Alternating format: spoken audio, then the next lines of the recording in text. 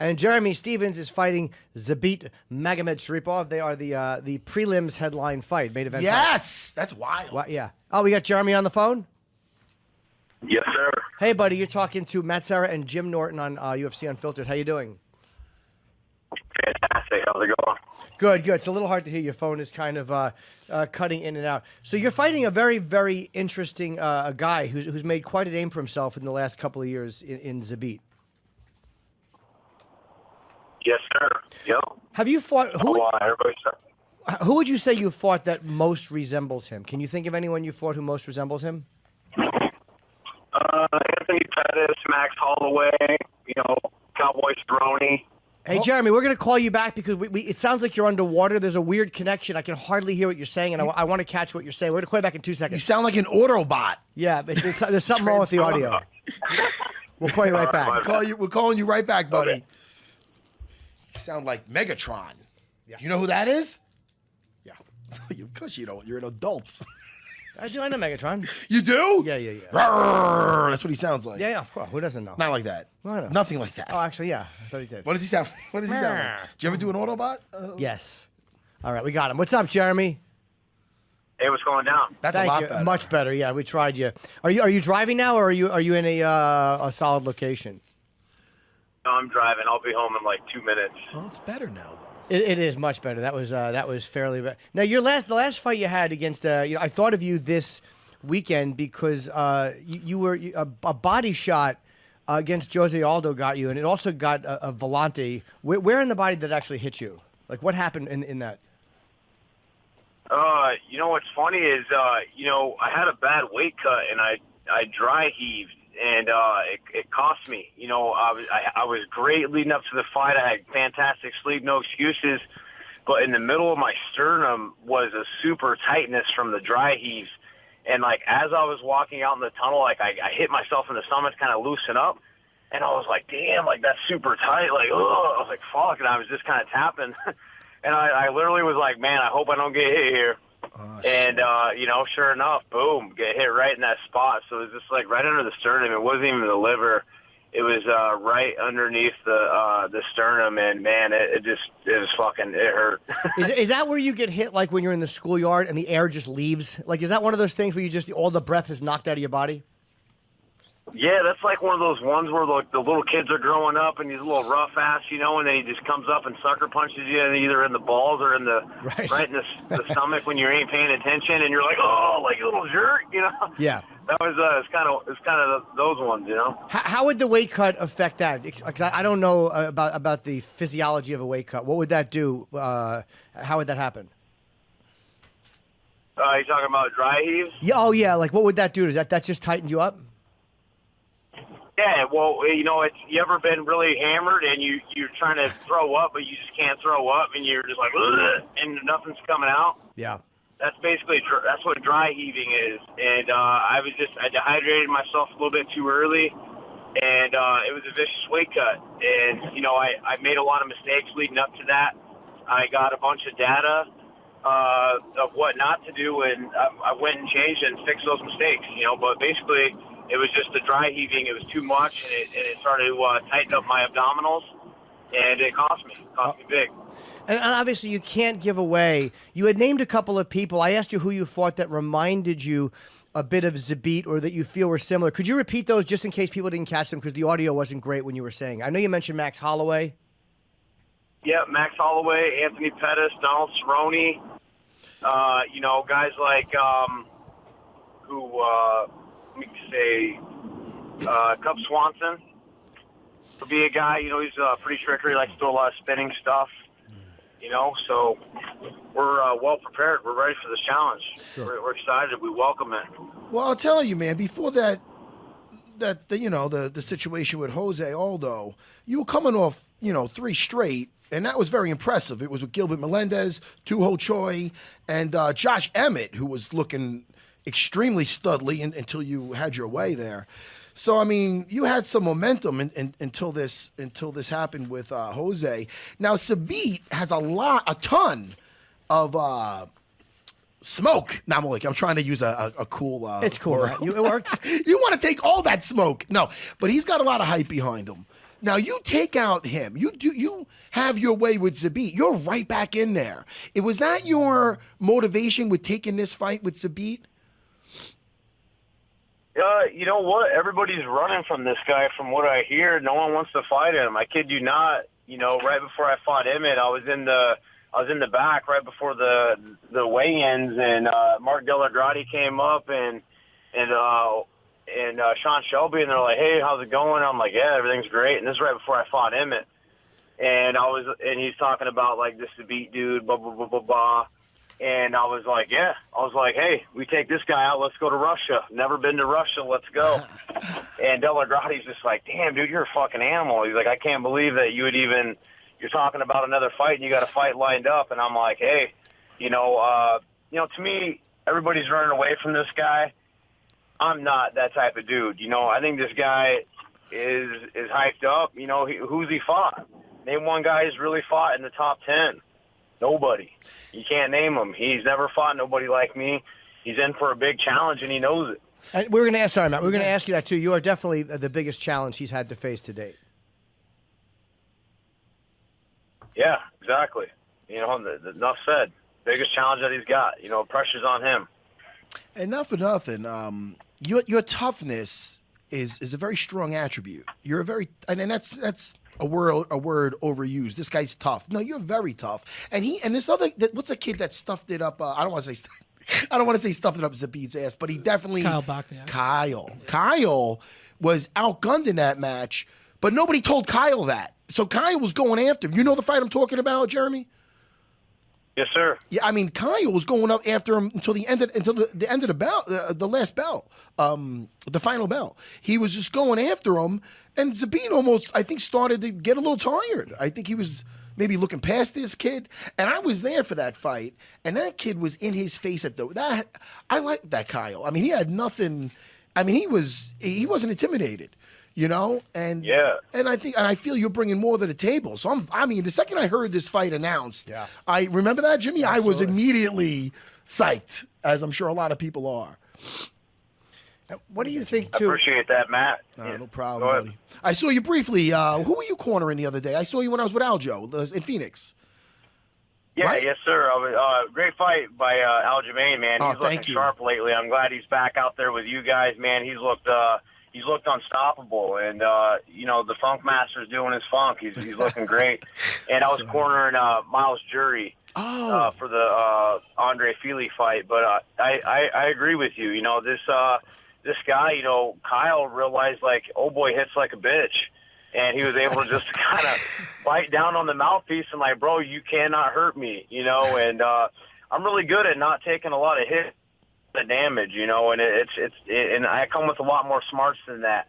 And like I said, this is a big task for him. Without giving anything away, he's in for a long night, and I have clear intentions on hurting this guy and making it a bad night for him. And I wanted to ask you too, because you said a lot of guys are avoiding fighting Zabit. Why do you think they're avoiding it? What is it about him, do you think, that has people nervous about taking a fight with him? Because they're not from that Matt Serra era, bro. A lot of these guys picking and choosing, wanting money fights. I'm the type of guy you call me, and I'm confident that I can beat anybody in my division, and this is why I take these fights. A lot of people are just, let's just be honest, they're scared. Let's call it what it is. Sure. They're scared, they're intimidated. He's a Russian, Dagestani, Russian guy. People are scared. People are scared of the wrestling. People are scared of his spinning stuff.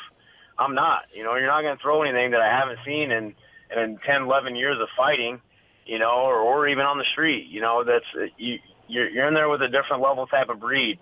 You're in there with somebody who can knock you out with any limb. Even my cauliflower ears can knock you out. I'm telling you right now, you're in there with a different type of psycho. You talk about meanness and roughness and toughness. I have that, and I also have the skills to pay the bills. I have great fight IQ. These are the reasons why they're putting me on the main event on ESPN, because they know people are tuning in because I'm swinging. I'm trying to take you out. I got clear intentions. I'm dedicated to my craft. 2019 is going to be my year. Jimmy, I can't recall a a boring Jeremy Stevens I was fight? thinking, Could you or literally, no? I was literally just thinking, you're never in a shitty fight. It's always a good fight with you. And I wanted to ask you too, what are your thoughts on Max jumping up to fight Poirier for the interim lightweight because Khabib has decided to sit out for a year? First of all, thank you guys. Really appreciate that. That my hard work doesn't go unnoticed. No. You know, I literally I go in there, I fight with my heart, and I leave it all on the line. You know, I really I like the fact that it's just my style, and it puts on a show for fans around the world. One day, I'll have to retire and be doing other things, but I really appreciate that. As far as Max Holloway going up there, congrats to him, man. He's really made a powerful impact in the 145-pound division. He's got a chance to be the champ, somebody who I really feel like is fighting all the time. Max is a real one, man. And him going up to 155, fighting Poirier. Poirier's another guy I like to watch fight, man. He's never in a boring fight. Either is Max. That's a great matchup. That's something that I'll be tuning into and look forward to watching. Now, you fought Max before. Now, the extra 10 pounds, how do you think that affects him? Max is a big guy. I feel like some of us guys that are fighting at 145 pounds usually match up great with these guys at 155. No one's throwing Max around. No one's throwing me around. So he matches up great with him. And Max is a tall, big guy, so it's going to be a great matchup. Poirier beat him once. Can he do it again? We don't know. It's interesting. Also, I'd like to see Ferguson get a shot, man. That guy's like, 11, 12, and 0 in his last fights, and he hasn't gotten a title fight yet. Well, he did turn it down. Dana said he turned it down. Tony turned the fight down. I think they offered it to Tony against Max first, and Tony has taken a lot of damage, and I believe he said thank you, but I can't this time because he just took a lot of damage. Is that what he said? Yeah. I don't think that's true. I think Tony deserves something better than Max Holloway. I'm not saying anything bad about Max, but 55's been Tony's division for a long time. I feel like he needs a big fight. I feel like he's one of those guys who's been putting on a show nonstop. He's creative. I mean, he's come through adversity. He's like 12-0 right now, or something crazy. Why not give that guy a shot? That guy deserves somebody who's credible. He deserves somebody. It's Tony time. He needs to be fighting Khabib or McGregor, somebody big. And Max is a great challenge. That'd be a great fight, but. Tony, I feel like deserves something really good. I agree. Oh, so you say you don't think that's true? You think that his reason for not fighting is because he's kind of waiting for Khabib or for Conor as opposed to wanting to fight another interim fight? Yeah, why not? I mean, 55 is Tony's division. Max coming up, with Poirier. That's a great fight, but I feel like Tony's deserved a title shot. He's the interim champ, then he's not. But the fact is Tony's just been putting in a lot of work and making a lot of great fights and making UFC really rich off the fights that he's been putting on. So I feel like he deserves a big shot, a title shot, if that. Not somebody coming up from 145 pounds just to make an interesting fight. Let's get back to the realness and what UFC is all about. Now the divisions. Now, sorry, Joey. Now, you mentioned, too, that you're not afraid to look past a fight to another one, and they said you're kind of crazy. So let's just say you beat Zabit. Is there anybody you have in mind? Obviously, you're not looking past him as a fighter, but is there anybody you have in mind who you would want to line up after him if it goes your way? Anybody who's in front of me, that Alexander just fought. There's Brian Ortega. I'd love to run it back with Jose or Max. You just give me two fights. Let me handle these two fights. We're talking about title shots and the guy next in line. Like I said, my big fat juicy goal this year, 2019, is to be the undeniable number one contender, if not the next guy in line for a title shot. That's a pretty realistic goal, too. A lot of guys want the title immediately. You think you're going to have to fight Zabit and at least one more guy before you're considered? Yeah, I don't think Zabit's really highly ranked, but, I mean, go back and look at my fights before Aldo. None of them guys have fought. Them guys are sidelined due to fucked up legs and fucked up orbitals. Those guys are on the injured list, and then the other guy I sent to a military camp, so these guys, the fear that I'm putting in, the pressure, and no, this is, laugh it up, but this is real talk. I told you guys, when I knock people out, they don't fucking move, man, and this is real shit. Gilbert, his leg's still hurting. He's walking around like an injured calf. Choi, man, he went off to military pushing papers because he realized he ran into a real one. Emmett, who knows where he's at, man? He's nowhere to be seen. These guys are seriously fucked up, and that's the type of fight that I bring to the table. And this guy, I look forward to putting my clear intentions on him and making him quit on the stool. So, this is my time. I think Jeremy just put three guys' careers on hold when they fought. Yeah, he really did. Well, people should look into that before they sign to fight Jeremy Stevens. They got to say, "Holy fuck, my livelihood could be at stake, Jimmy." Yeah. Jimmy, it's like you having a bad night of comedy and never working again, or not working for us a good amount of time. That would make a lot of people happy.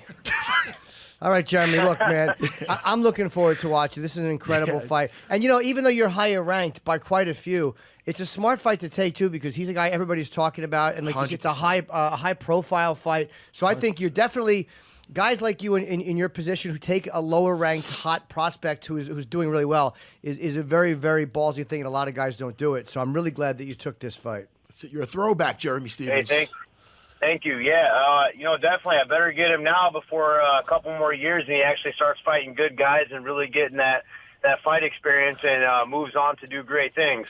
There's no doubt in my mind that the kid is sharp. We're well prepared, and in the future he's going to be great. But March 2nd is my night, and he's in for a long one. Well, you are the main event of the UFC 235 ESPN prelims this Saturday, March 2nd at 8 o'clock. And good luck, man. We love watching you fight. Yeah, really, Jeremy. Hey, thank you, guys. I really appreciate that, man. Thanks for the love, and hope to see you guys soon. All right, buddy. Take care. All right, Jeremy. Take care, man.